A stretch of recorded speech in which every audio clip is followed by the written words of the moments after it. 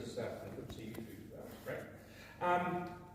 Thanks for having me here tonight. It is truly good to. I love getting out to the coalface and talking to people who are there, that are doing the real work. I love this job. I wouldn't be standing for this job if I wasn't. If you don't enjoy what you do, you don't do it. So that's why it is. I've got real good people around me as far as everyone here. And in the council, I've got the ELT, the GMs and all that, and the CE, bloody great people, and there are fantastic people that work in council, and I just want to, one of the things I want to do is, I'm good at doing examples. I want to get rid of the bus gates in Manchester Street. And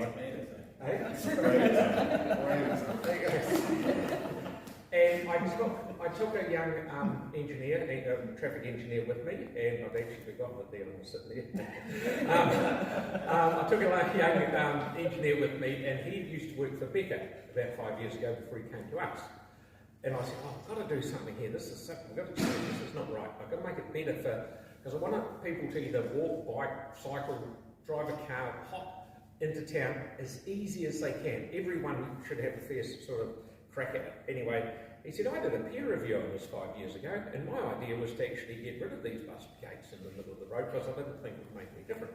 I said, well, what happened? He said, well, I came to work for council and I was told, no, you just stay in your box, I shouldn't say don't think. But I said, I want to hear, if you've got ideas that people, that you would think would make the place go better, please tell us.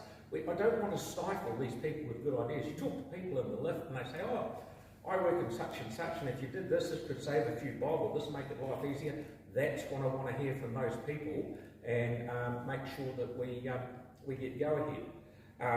It is one of the things I campaigned on last time was I want Christchurch to be the best place to live, work, invest and play. Well, people are coming down here in droves from Auckland and Wellington to live and work, obviously. They're coming down here to learn flat out as well. The students are coming, just University of Canterbury at the moment, got 26,000 students. You're talking to the Vice-Chancellor, by the end of the decade they'll have 30,000 students. God knows where they're all going to be because they're just about stacked on top of each other at the moment. But what we have done in our latest PC 14 stuff, Plan Change 14, is round the hub of the university we've allowed intensification around the uni. So my grandfather used to build houses in I'll say Solway Ave or Mayoral in that area. A lot of them are 50 years old now, and I know damn well back then they didn't have insulation in the walls, no probably cold and stuff like that. If we give the uni's building 400 units for people to be in, but Cheryl said if you can please open it up for the private sector to bowl a couple of houses and put some 3-story units in there for students to live in where it's warm and dry and stuff like that, then they'll walk to uni and they're not parking their cars up on the front lawn where the grass is growing up to the windowsills and all that sort of thing. So we're changing things around like that so that a lot of people are coming to learn. The other thing we've got is a lot of people coming to invest. I went and opened a one of 3, and there's one just down the road, brand new, Turner's car auction site. They've spent $38 million in Christchurch. I said, that's a lot of money to spend. They said, Christchurch is the only place that we're selling cars more than anywhere else in the country, so we want to invest in.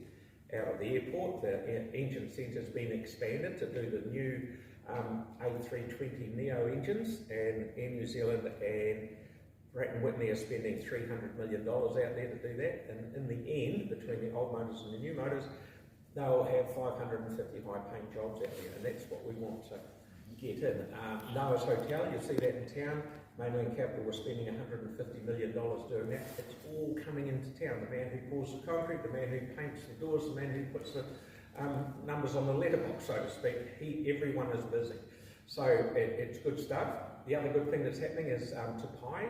I went and saw that's a convention centre. They're booked out most of next year. One thing that was worrying them is Auckland's coming on stream in February, but it doesn't seem to have made any effect. About $50 million a year it injects into the city of Christchurch. We've got the stadium, which is still on time and on budget, and that's opening on more or less Anzac weekend next year with Super Round of Rugby with 5 teams. The weekend before that's got Super Cars out of Ruakura, and that's signed up for 3 years.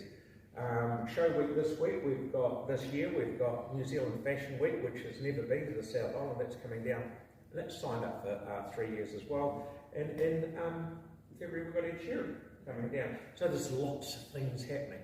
And the which one? Oh yes, and the Special Olympics at Parahure. Now Parahure, the Metro Sports, is sort of I sort of call it the unsung hero. You know, it's had its few issues and it hasn't been finished and it's taken time. The good thing about it is that council only paid $140 million towards it. Whatever it costs after that, the government are paying for. So we're all paying for it, but as far as rates go, it's going to have 200 staff in there. It's got 11 swimming pools, 5 hydro slides, high performance sport, indoor netball, basketball, badminton, you name it, it's there. There's even a running track inside. It is going to bring more people in on a constant basis all the time into town. The stadium will be great, don't get me wrong, but it'll be big hits in the weekends and stuff like that. But together, between the convention centre, the stadium and Parahure, I think we'll be looking at the thick end of at least $150 million more in the city than what we've got at the moment.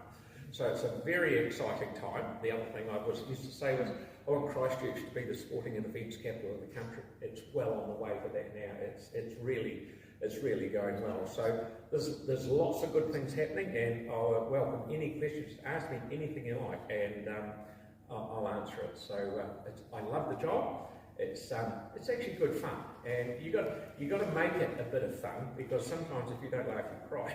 So it's good, and I get on real well with Dion, and together with what he's proposing with, take the likes of, if we do have amalgamation thrust on us, one thing that's going to happen is public transport's going to come together. So what Dion's working with Peter Scott, is that right, is getting some work done on having the buses together, because if someone comes to us and complains about buses, ECAM's problem. Someone comes to complain about the